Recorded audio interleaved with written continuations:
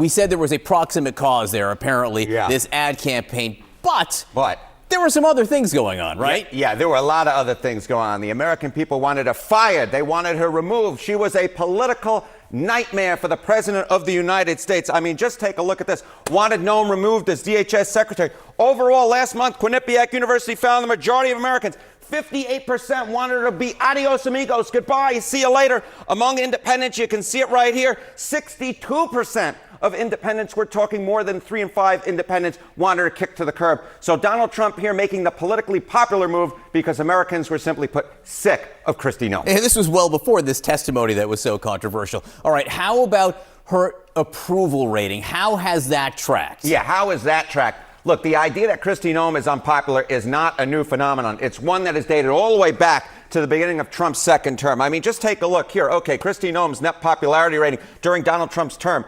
Positive in none, zero, nada. None of the polls did she have a positive net approval rating. In all of the polls, she was underwater, swimming in the deep blue sea. She had a negative net popularity rating in every single poll conducted during Donald Trump's second term. Simply put, Americans did not like the job that she was doing as DHS Secretary. And recently, the clear majority of Americans, about 3 in 5, wanted her kicked to the curb. Fired, as I said, by Donald Trump. So again, Trump doing what the American people wanted him to do. You talk about her job as Secretary of Homeland Security. The immigration efforts that the president has been pushing, in theory, largely fall under Homeland Security's umbrella. How has that effort been greeted by the American people lately? Yeah, this idea that Donald Trump could somehow contain Kristi Noem to just, her own little part of the world, right, and it wouldn't affect him, that is political fantasy. Kristi Noem was hurting Donald Trump in office on one of his key top issues that got him elected president of the United States. I mean, just take a look at Trump's net approval rating on immigration. You go back a little bit over a year ago, he was on the plus side of the ledger. Look at that. 2 thumbs up, plus 7 points. But again, down he goes, in large part because Kristi Noem's efforts. Look at this, minus 17 points on the net approval rating on a key issue for Donald Trump, one that got him elected to a second term. And among independents, he went from plus 3 net approval on immigration all the way down to minus 30 points. I mean, my goodness gracious, on a key issue that independents had trusted Donald Trump on over Kamala Harris, and Kristi Noem's efforts simply crushed Donald Trump on such a key issue for him. Permission to touch the board here? You can touch it. All right, so she's out. The president's going to nominate Oklahoma Senator Markwayne Mullin. If he is confirmed, that means there will be an open Senate seat in Oklahoma. There's a process. It'll be filled for a time being, but it will be on the ballot in November. He's a Republican. Yes. Open seat. What are the chances that Republicans hold that seat? Yeah, I think the best part of Trump nominating Markwayne Mullin for this seat is, if you nominated somebody from, let's say, a purple state, there might be the chance that Republicans could lose that race. That is not going to happen in Oklahoma. Just take a look here at the Kalshi odds, right? Prediction markets. Chance the GOP wins the Oklahoma Senate race in 2026. Look at that. 95% chance. David Bourne was the last Democrat elected from Oklahoma, and that was all the way back in 1990. Oklahoma is a red state and will continue to be red. Noem has been on thin ice after multiple issues, including, of course, the shooting deaths of 2 U.S. citizens during immigration crackdowns in Minneapolis. But sources say the final straw was her testimony this week on Capitol Hill. Senator John Kennedy says the president was, quote, pissed after Noem testified that he approved a $220 million Homeland Security ad campaign that placed her front and center. CNN's Kevin Liptak is following all the details from the White House. What are you learning about how the White House has seen her performance there and that one issue that really got them riled up, apparently? Yeah, there was this one issue that seemed to sort of shove her into the abyss in a lot of ways, but in other ways, this had been building for months and months. Her demise was something of an open question at the White House. They really viewed that situation in Minneapolis that ultimately led to the deaths of 2 American citizens on the streets as a leadership failure. There were power clashes with the heads of CBP and ICE. There were some serious questions about her spending, including on a luxury luxury jet with a full bedroom that the DHS claimed was going to be used for deportations. As one administration official put it yesterday, Kristi's drama sadly overshadowed and distracted from the administration's extremely popular immigration agenda, which I think is something of an understatement. There was a lot of anger and frustration at how she had handled so much of her job. You know, the catalyst was this sort of humiliating appearance on Capitol Hill when she was repeatedly questioned about that $200 million plus ad campaign that put her at the very center. She claimed that the president was aware and in fact had approved of these ads. The president said he had nothing to do with it, or at least had no idea that they were spending the budget of a Marvel movie on these television advertisements. You know, Kristi Noem is now the first cabinet official to be dismissed in the president's second term. He had been making this concerted effort to try and avoid the drama that engulfed his first presidency, and he did find her a landing pad, which is this previously non-existent job as special envoy to the Southern Shield, which is this new security initiative for the Western Hemisphere. The president seems aware that people he dismissed, and he has this experience from his first term, often go out and give interviews or write books that portray him in a negative light. So he does seem aware that finding a place for them to land is an imperative. Now, the man he is replacing her with is the Oklahoma Senator, Markwayne Mullin. He's a top ally of President Trump. The president has praised his appearances on television. Mullin said yesterday that there would be the opportunity to build off her successes, but, quote, also the opportunity to build off things that maybe didn't go as planned. Sarah. That is one way of putting it. Kevin Liptak, thank you so much. I do appreciate it. Why do I love these wide open spaces? They remind me of why our forefathers came here. Not just for its beauty, but for the freedom only America provides. I'm Kristi Noem.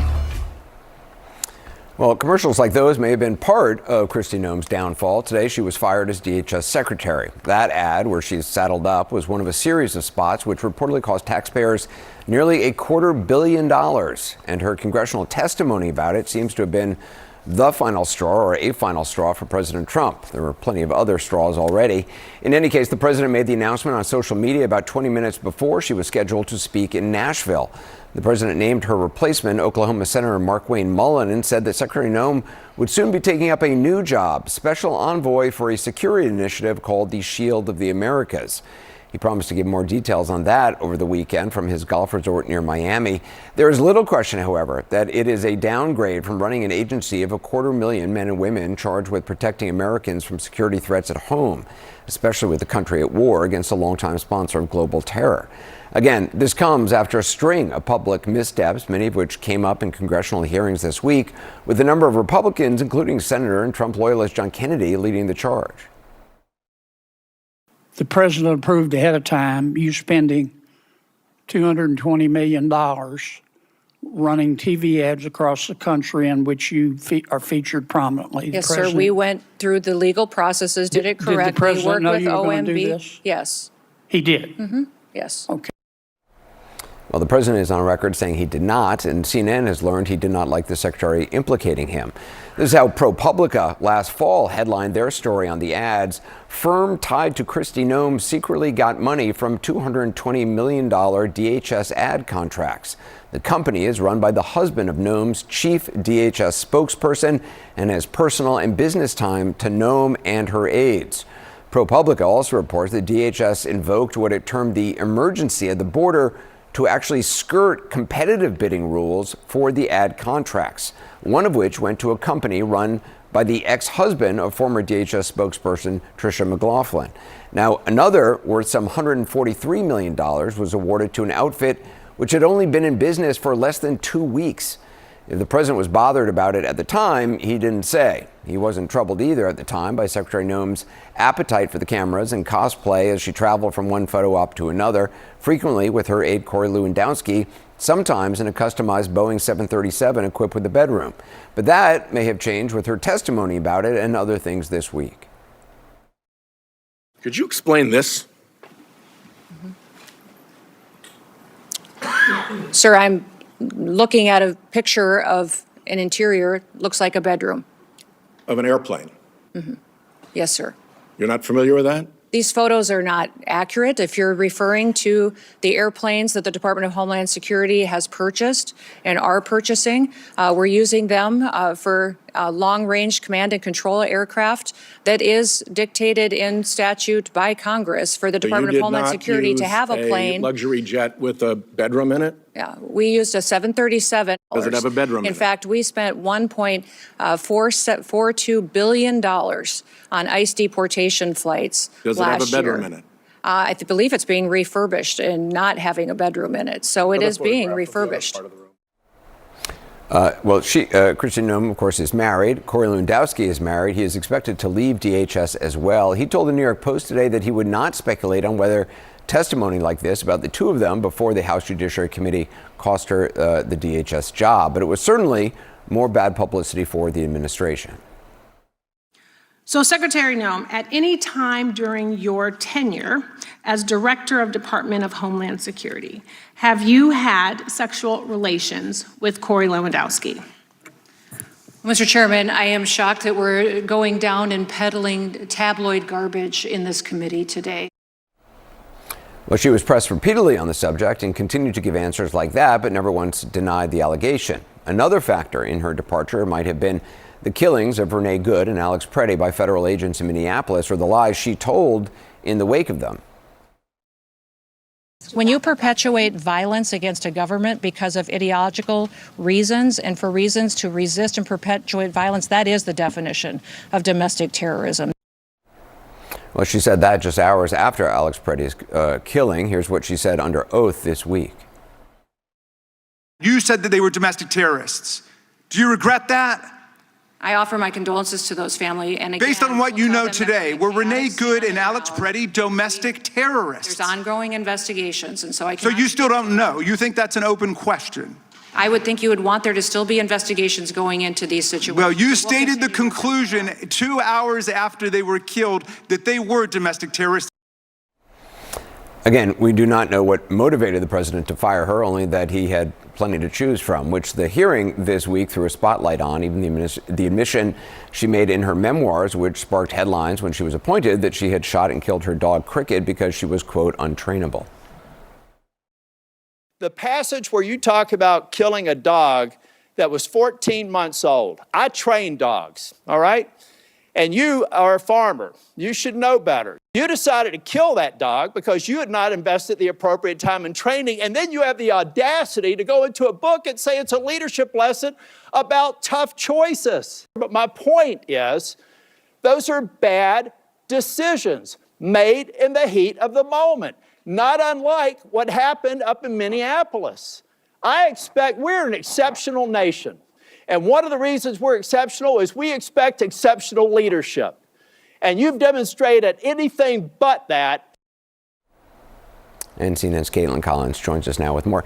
Kaitlan, in any other administration in the modern history, since the Homeland Security Department was formed, if the Secretary of Homeland Security had awarded no-bid contracts for more than $100 million to companies that were newly created that had ties to people that she worked with and knew and had relationships with, I mean, that person would have been investigated at the very least. Is there any sense that this Department of Justice hasn't shown any indication that it's going to investigate these contracts, but in any other administration, I would think they would be investigated. Yeah, they haven't shown any inkling of that's happening. We don't have reporting on that. But there are lawmakers who were saying and accusing Secretary Noem of lying under oath yesterday when she was saying that it wasn't done by Corey Lewandowski, of course, the person who's been serving as a special government employee to her. But I think in that moment, and this is actually something that has bothered and rankled a lot of people in the president's orbit, these contracts, how they were awarded, the fact that they spent $250 million on these ads that you see here, prominently featuring Secretary Noem. A lot of people had actually tried to get the president's focus on this because they knew that he wouldn't like it. It was something that a lot of people have been talking about here in Washington for months now. But it wasn't until that line of questioning from Senator Kennedy, which he told reporters, he gave the White House a heads up that he wasn't going to have friendly questions for the DHS secretary when she came before his committee. It was that line of questioning, though, that got the president's attention, and particularly Anderson, where he asked if the president had signed off on her doing these ads for $220 million. And she quickly answers yes there. And obviously the president contradicted that today and told Reuters that he had not signed off on it. And when we asked the White House about that today, they just pointed to his own comment here. That was really the last straw for him, because the president does not like when people are using money around him that is tied to him, whether it's taxpayer money or his own political money, for their own benefit. And he also doesn't like when people try to eclipse him or try to use him to build their own profile. And those are two things, that are kind of the third rail in President Trump's orbit. And a lot of people know that. And obviously this crossed the line here with Secretary Noem, someone who I should note, though, has been on thin ice basically since January, since the killing of the 2 Americans at the hands of federal agents. I was there in the cabinet meeting that day in late January, when the president, notably skipped over her, something I've never seen him do, because the Department of Homeland Security is one he is deeply invested in. It's one of his favorites. And so, that moment kind of said it all and put the writing on the wall.